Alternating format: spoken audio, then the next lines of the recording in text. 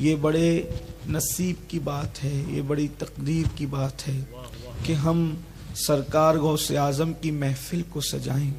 یاد رکھیں ولایت کی دنیا میں، ولایت کی کائنات میں، کائنات ولایت میں حضور غوث پاک جیسا ولی نہ ان سے پہلے کبھی پیدا ہوا اور نہ قیامت تک کبھی ان کے بعد کوئی پیدا ہو سکتا ہے۔ بے شک سرکار غوث اعظم اس ولی کا نام ہے جسے محبوبیت کا مقام نصیب ہوا ہے۔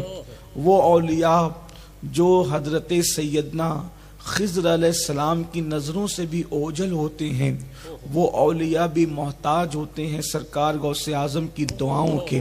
سرکار غوث پاک کا مرتبہ وہ ہے کہ جب ہم بیان کرتے ہیں تو لوگوں کو یوں لگتا ہے کہ ہم مبالغہ آرائی سے کام لے رہے ہیں، ہم حقائق سے چشم پوشی کر رہے ہیں، لیکن حقیقت میں ایسا نہیں۔ دراصل بات یہ ہے کہ ہر انسان اپنی حیثیت پر کسی کو قیاس کرتا ہے۔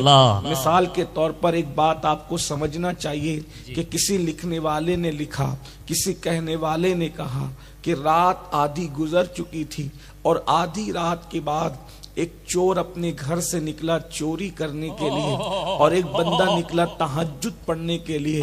تو چور نے جب تہجد گزار کو دیکھا تو اس نے یہ سمجھا کہ یہ میری ہی طرح کوئی چور ہے، کسی کا گھر لوٹنے جا رہا ہے، اور تہجد گزار نے چور کو دیکھا تو اس کو خیال آیا میں اکیلا ہی تو تہجد گزار نہیں، میری طرح یہ بھی تہجد پڑھنے جا رہا ہے۔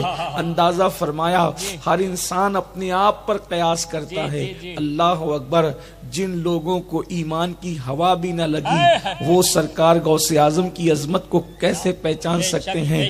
اسی لیے میرے امام نے کہا شکر کے جوش میں جو ہیں وہ تجھے کیا جانے، شکر کے جوش میں جو ہیں وہ تجھے کیا جانے، خضر کے ہوش سے پوچھے کوئی رتبہ سبحان اللہ، خضر کے ہوش سے پوچھے کوئی رتبہ تیرا، اور سارے اقطاب جہاں کرتے ہیں کعبے کا طواف، سارے اقطاب جہاں کرتے ہیں کعبے کا طواف، کعبہ کرتا ہے طواف در والا تیرا، کعبہ کرتا ہے۔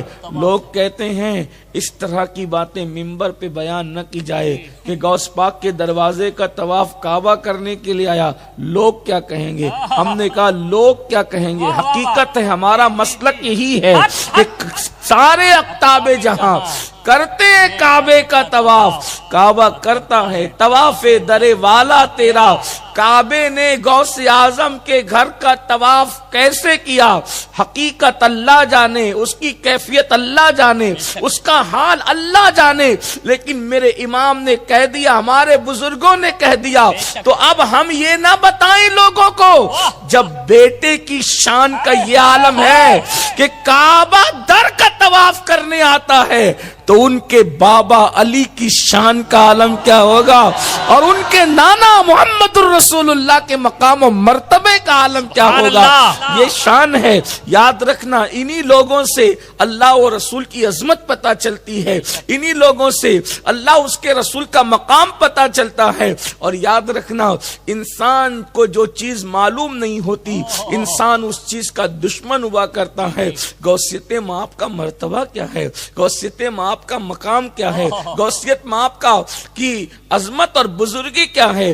حضرت سیدنا خضر کے متعلق بات ہو رہی تھی کہ امام نے لکھا کہ شکر کے جوش میں جو ہیں وہ تجھے کیا جانے۔ شکر ایک کیفیت ہے، جب انسان ولایت کی منزل پر پہنچتا ہے تو خدا کی محبت میں، خدا کے اور عشق الہی میں اس کی عقل گم ہو جاتی ہے۔ تو امام کہتے ہیں ولی ہو کر بھی جو اللہ کی محبت کے جوش میں گم ہے وہ آپ کے مرتبے کو کیا جان سکتا ہے۔